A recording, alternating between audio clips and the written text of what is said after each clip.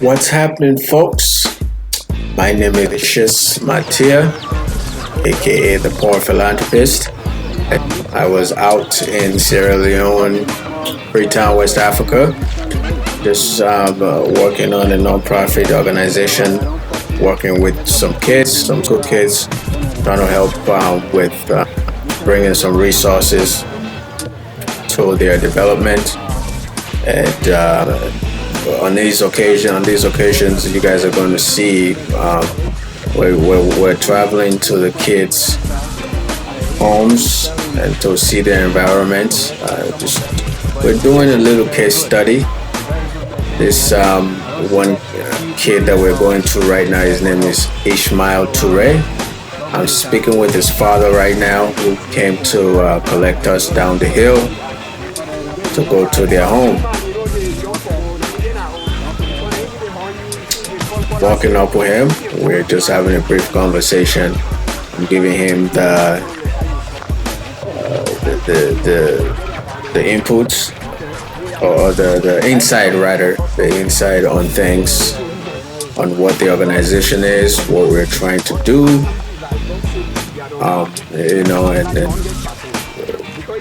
we're hopeful, and by good grace, we'll have people who would help us out with sponsorship, our donations, so to bring the resources to the kids. And one of his kids, his son Ishmael, is one of them.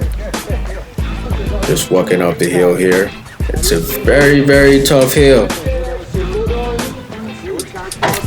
A lot of hills in Freetown, city pile of Freetown. This is what a lot of children, a lot of school kids do. They are city pilers.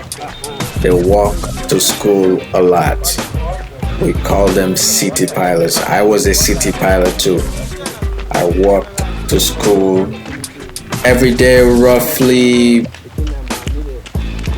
I want to say 2-3 miles. Yeah, maybe 4. Who knows? 2 miles to school, 2 miles back. So it's a lot. It's a lot of walking. So that's what we're doing right now. Walking. We're going to their homes, climbing the hill. Actually, I guess you can say. That Ishmael walk to school every day. He climb, get the mountain. So he climbs this here after school, and he goes here, go down the hill before school. So, I love Freetown, man. I mean, it's very mountainous. There's a lot of mountains. I love it. I don't know, maybe I'm biased because I was born there, but I just love that, when the view of mountains and the ocean, there's this white sand, just everywhere you go, there's a beach, so even though there's less fortunate environments, a lot of people who are less fortunate, but I just love it, man. I never get tired of going there, man. It's my favorite place to go on vacation. Freetown, Sierra Leone. And maybe I'm being a little biased, like I said, because I was born there, because I'm used to it. But I love it. I love the smell. Some places it's so natural, When I go to the village, my people's village, where my grandmothers, on the upline, the Mende side of Bo and Bumpe, it's an incredible journey every time I go visit. All right, so we're here. the gentleman Here goes Ishmael. we came to see. Your boy is trying to catch his breath again.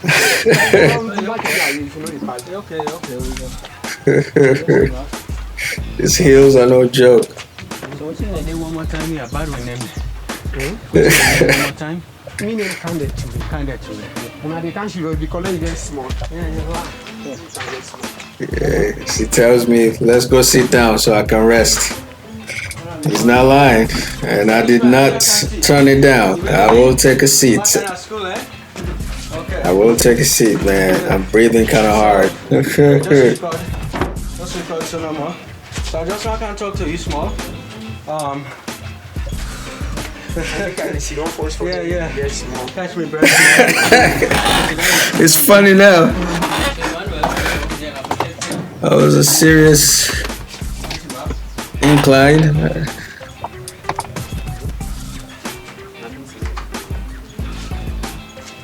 And I'm complaining. The camera guy, he's like he's doing just fine. Feel relaxed, yeah? You're smart kid. Keep it up. So I'm gonna come have a conversation with Ishmael. Just having a seat. Look like say you fill your paper very genuinely. Like say be copy somebody not looking at your paper and you write this. So Ishmael was very unique in how he filled out his answers. We surveyed over 200 kids bunched up in a congestion in the classroom. So a lot of the students copied each other, which obviously were disqualified as we were going through the different questionnaires that they were answering. We looked for students who were unique in their answers. They obviously did not allow any interchangeables of answers within themselves. It says a lot about the student. The elder brother likes engineering too? No.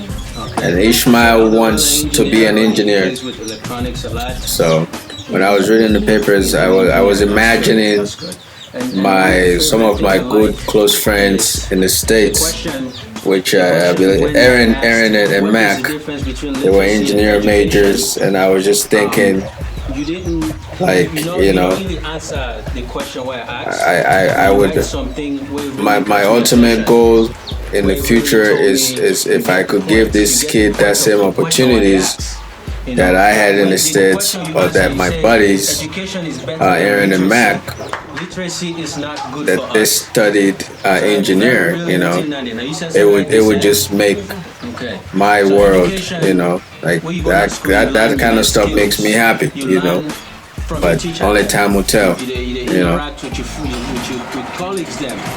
Now you gain knowledge, continuous knowledge, whereas literacy, not for hidden like no more. Education is more deep.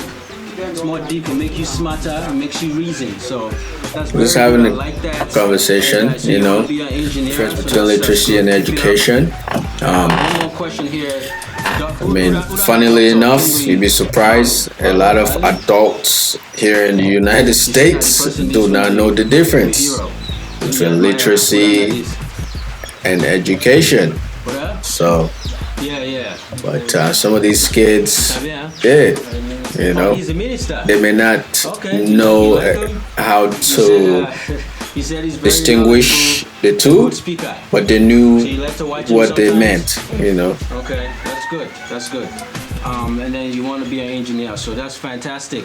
I really like, especially this part here where you say education is better than literacy. So give me a high five, yeah? So another question I want to ask you. So, like, where you can come out school? And this was this was actually the first interview that we did when we started this program to go visit the kids at their homes with the case studies. This was the very first one, even though it appears here when we put together this documentary as the last case study, which is the 16th one. This was in fact the first trip that we took to Ishmael's and his father's place. So